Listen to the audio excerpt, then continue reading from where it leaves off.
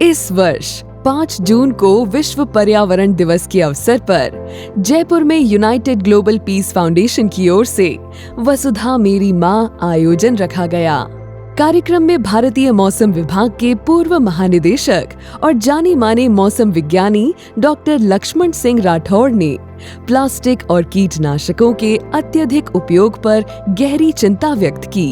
हमने प्लास्टिक को, लकड़ी को प्लास्टिक से रिप्लेस कर दिया, लोहे को प्लास्टिक से रिप्लेस कर दिया, एल्यूमिनियम को प्लास्टिक से रिप्लेस कर दिया, पता नहीं किस किस को रिप्लेस कर दिया, और अब हम अपनी देह को प्लास्टिक से ये आप करने जा रहे हैं। कृषि सबसे बड़ा प्रदूषक है, ये भी हमें ध्यान रखना पड़ेगा। आप भूखे तो नहीं रह सकते, आपको अन्न तो पैदा करना है।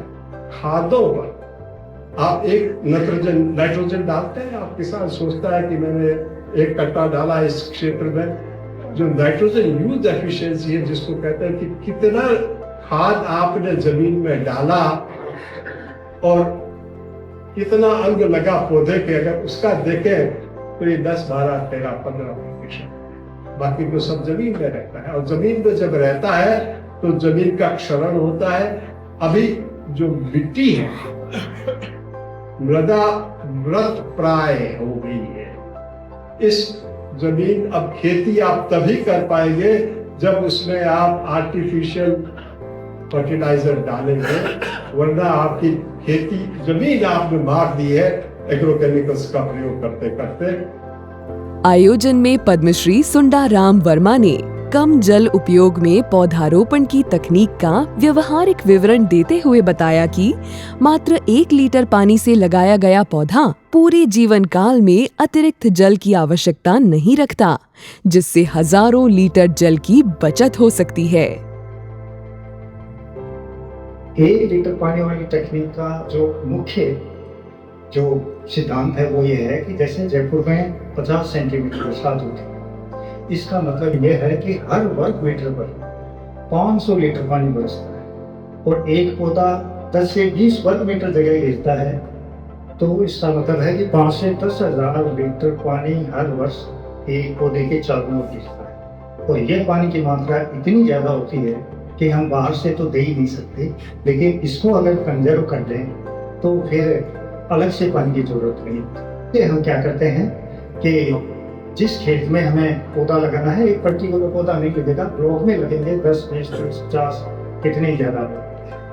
तो जिस खेत में हमें पौधे लगाना है उसमें एक गहरी जुताई करते हैं। उस समय जब पहला मानसून बरसता है उसमें घास उग जाता है, और दूसरी जुताई हम उस समय करते हैं जब मानसून के अंतिम मानसून बरसता है सितंबर, उस समय यही गहरी जुताई और करते हैं।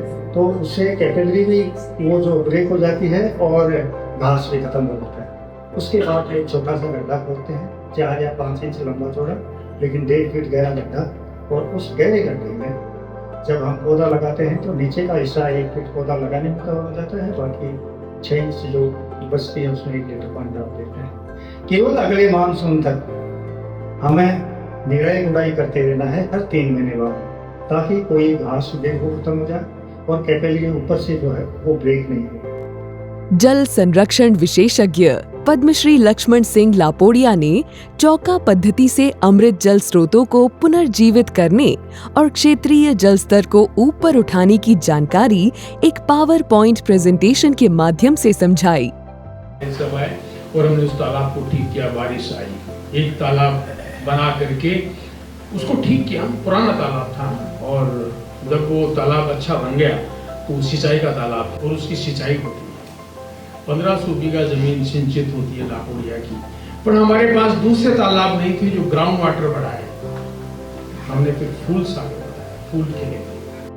जयपुर शहर के IPS ऑफिसर देवेंद्र बिश्नोई ने कहा कि गुरु जम्भेश्वर भगवान ने सदियों पहले जो पर्यावरणीय सिद्धांत दिए थे वे आज भी पूरी तरह से प्रासंगिक हैं। जीवन मुक्ति और मौन मुक्ति की जीने की विधि बताई, जिसे हम आर्ट ऑफ लिविंग के तौर पे आज महंगे कोर्सेज अटेंड करते हैं, और मौन मुक्ति की जीते जी आपको मुक्ति का मार्ग बताता हूँ। ऐसे संत को, ऐसे गुरु जी को बारंबार नमन।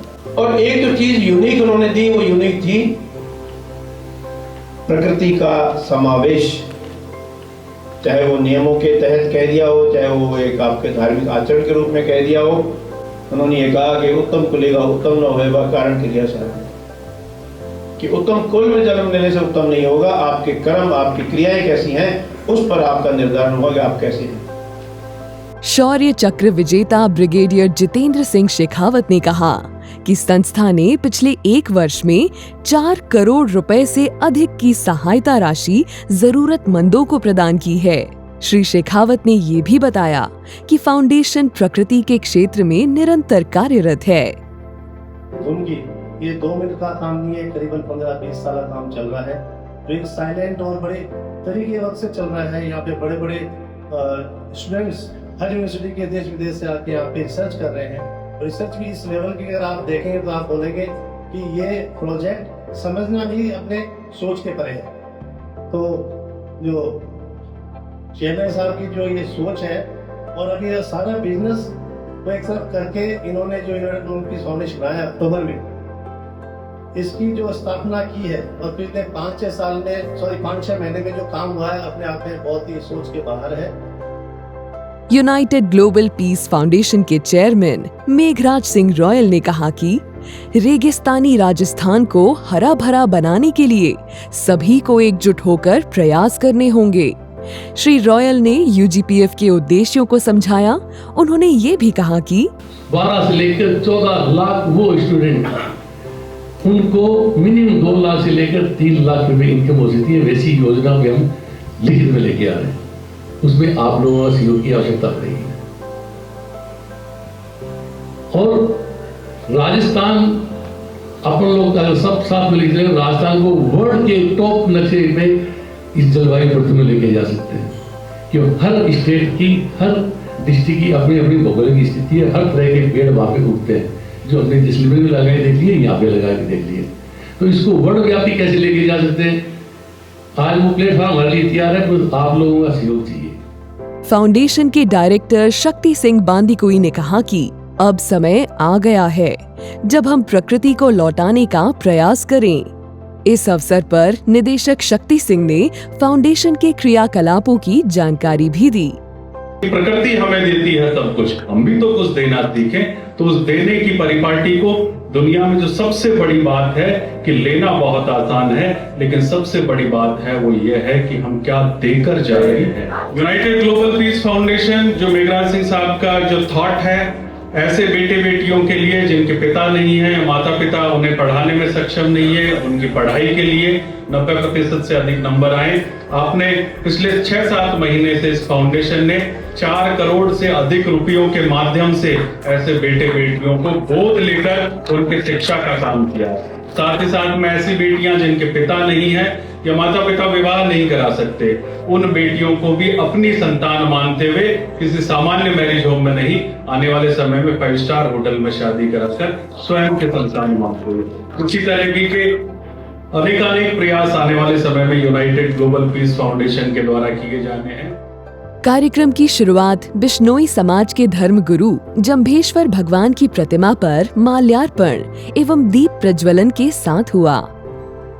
इस मौके पर पर्यावरण संरक्षण में विशेष योगदान देने के लिए सुशील अग्रवाल और सुरेंद्र अवाना को पर्यावरण रत्न 2025 सम्मान से नवाजा गया।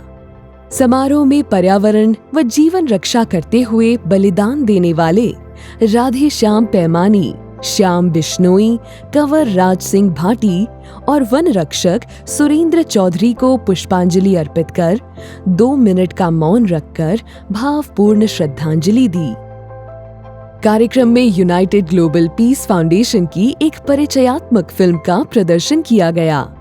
यूजीपीएफ द्वारा पर्यावरण संरक्षण के लिए धुन प्रोजेक्ट के माध्यम से किए गए अद्भुत कार्य की फिल्म भी दिखाई गई। इस फिल्म को दर्शकों की काफी सराहना मिली।